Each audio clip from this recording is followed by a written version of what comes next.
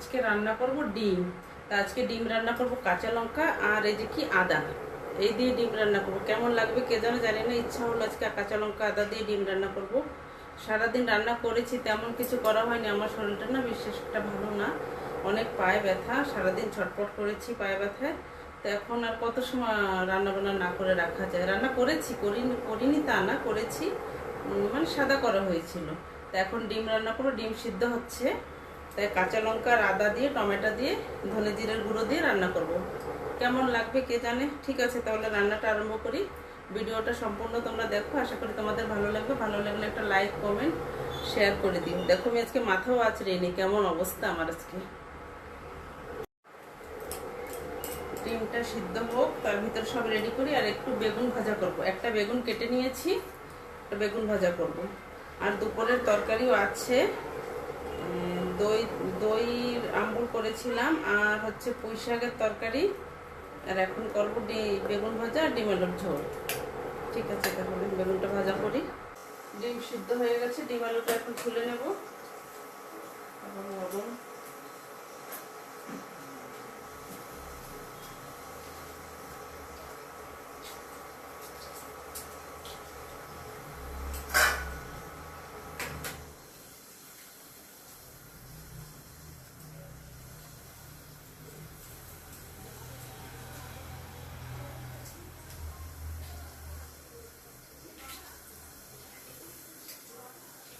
ভীষণ গরম, খোলাও যাচ্ছে না।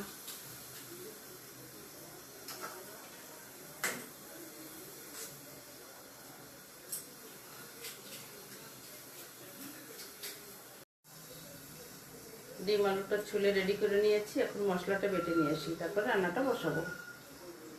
তেল গরম হয়ে গেছে, ফোড়নে জিরে দিয়ে দিলাম,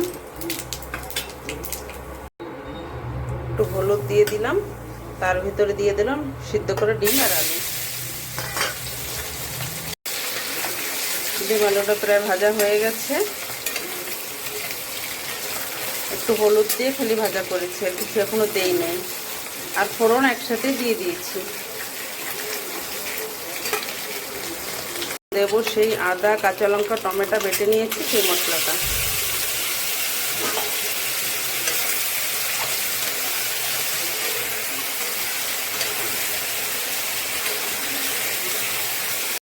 এখন সামান্য অল্প একটু হলুদ দেবো, আগে দিয়েছি হলুদ তো, এখন বেশি দেবো না।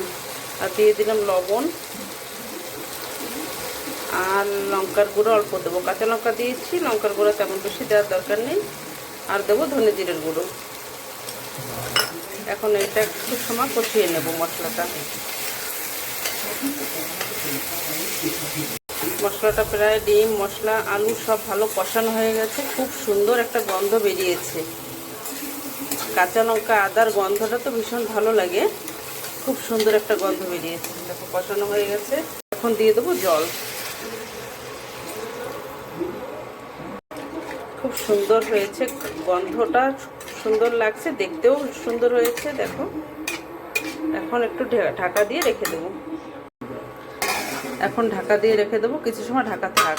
আর বেগুন ভাজা হয়ে গেছে, এখন ডিমটা হইলে হয়ে যায়। একটু নাড়াচাড়া দিয়ে দেই।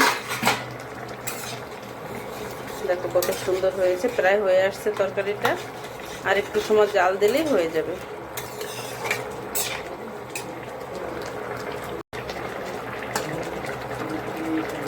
একটু জিরের গুঁড়ো দিয়ে দেবো।